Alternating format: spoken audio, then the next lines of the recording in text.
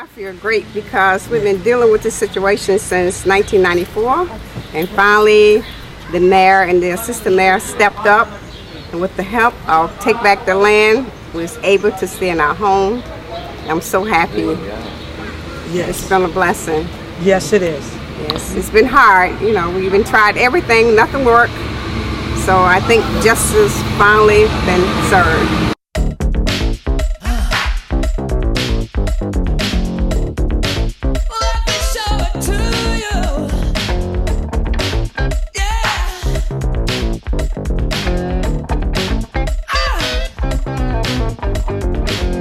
We thankful for everybody.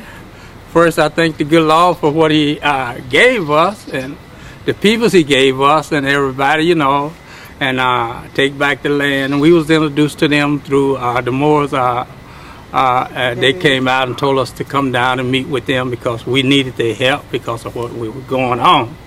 So after we got that, and she said it all. Nothing else for me to say but thank God.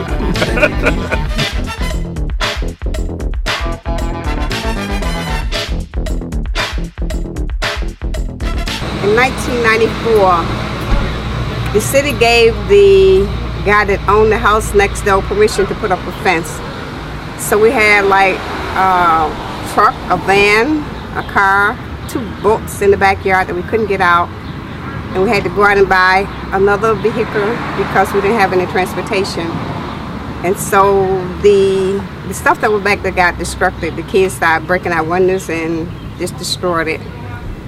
And we had several different lawyers on the case, and when we went to them, they said we had a good case and they would be able to do something about it. But they would keep it for like 2 to 3 years, and then they would say, there's nothing we can do. But they would take our money, and that was it. We're really, really happy that we were able to support the family in keeping their house. I think they're really brave for keeping up this fight so long. And yeah, we're glad that the mayor's office decided to do the right thing and you know, support this family and what's just, and they better keep on doing it because otherwise we're gonna keep going down there because we've got the people, and we'll come down there because this isn't the only family that's been wronged by the city and by all of these predatory banks, and so we need to keep working, and the city needs to continue not devoting resources to evictions. We really backed them into a corner, and nothing, it was to the point where nothing they could do would actually help them at all. And so this was the least damaging to them. Oh man, this right here is what I've been really looking forward to. This is what we call one of the victories. This is it's unexplainable. I mean, Lee and his wife is back in their home, and they were going through a lot. And I think that they really deserve it, and they went through the procedures and everything is turning out right. I mean, look at us gather here. I mean, this is a joyful gather. Before I can recall how we were all looking sad, because the way I see it, you know, I'm going through the same thing as Kathy. We feel like this is a human right to have a resident, you know, just being an American citizen. And especially after you've paid your dues, you know, you worked hard, paid all your bills, and then, you know, you look forward to retiring. You know, y'all remember the old saying about the little house with the little white picket fence? This is what it's all about. This is like a dream come true in America. And it's unbelievable that Take Back the Land has done something like this. We just need more organizations like this that really care, and they're doing this. This is a non-profit organization. They're doing it from their heart. This is what we wish our system, our government system would have. Love from the heart, so that you can just go out there, you know. And they need to look at people like this as you look at your family. Would you want your family put out? No. I am thinking that this is a great win, and we need to keep going along not only this block, but around the whole community, around the world. We really definitely need more support towards foreclosures and housing evictions that are happening on families that are placed in positions because of the system that we're living in today. We for 1 year we got charged $30,000 for taxes. So I went down to pay the taxes, and they said that you can't pay just the yearly taxes, you got to pay the whole amount. So I said, you know, we don't have $30,000, plus the house is not worth $30,000. And so they said, well, we're going to turn it over to American Tax Funding. So I said, well, do what you got to do, but we're not going to pay the $30,000 because we don't feel as if we owe that.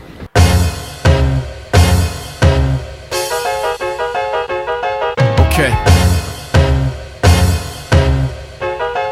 Yeah. We are renegades, this means war.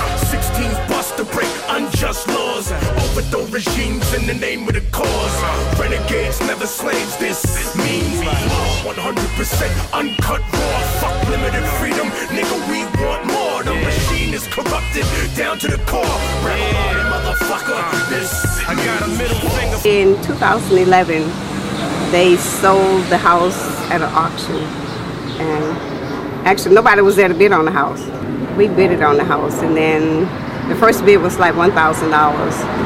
And so they bid it on the house, and it was like $5,000. I said, you know, don't make sense to keep bidding because they're gonna keep raising the price no matter what we bid.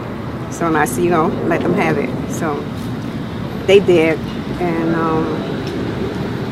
well, actually, it was about a year before we heard anything else from them. We was getting letters from them, and we was responding to them. And they said that we did not answer, but we did. We filed it down at the county clerk office. You know, we have proof that we filed the answer to them, but yet still they foreclosed on it, saying that because we was in default because we did not respond to their letter. I would have to say I'm overwhelmed, overjoyed for these people here, because I know where my feet have been, and I know where Take Back the Land has brought me from. And Take Back the Land, I would say, you know, thank you so much. Thank you so much for the people of Take Back the Land. And the people is the majority, okay? And our politicians and whatever, it's not for them now, it's for the people right now. Yes, the mayor stood up on this, but he hasn't established a trend. This is an anomaly for him and for the Democratic and Republican parties. Actually, we're just hoping that the city will step in and do what they're supposed to do to get the house back in order so we can stay here.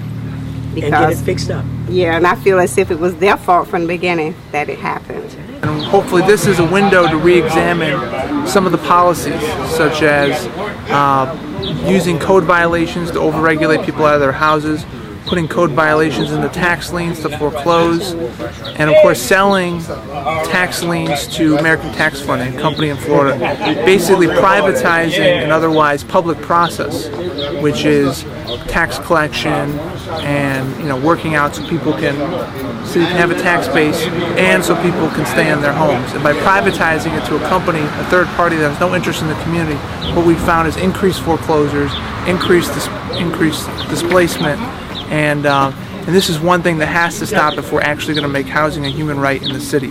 They started over in the northwest side of town, northeast, with urban renewal.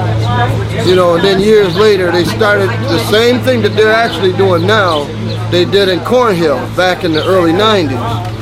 Now they're taking from Genesee and Plymouth Avenue and they're coming back towards downtown. And they're clearing both sides of the river where they're doing oustings of African American families. It's a civil rights violation. One of the things that I've discovered, because we've been on the street now, is what a great street this is. And it's such a great street that I think other entities have taken notice of it. And so if you look at the very end of the street, you start to see the encroaching of gentrification that's happening. And therefore, houses like this have great value to people who would like to change the look of this street. And so I see us as continuing our presence here to make sure that this is a block for the people who are on it now, not for the people who want to live here in 10 years. We've recently looked at some maps of this region to see where the houses that are being foreclosed are. It's astonishing. It looks like a kid with the measles. It's all over. And it's especially in the impoverished areas. So last night, Daryl Porter said something of real importance to us. He said, in a big crowd of us, he said, We saw that the city made terrible mistakes, and we stood behind them. He said, what we've decided is if we've made a mistake, if somebody made a mistake 100 years ago and people are suffering for it now, this administration will take that on. We will take that on. So commendations to Darrell Porter, to the mayor for the work he's done, and there are mistakes like that all over this city. We need them to stand behind those wonderful words.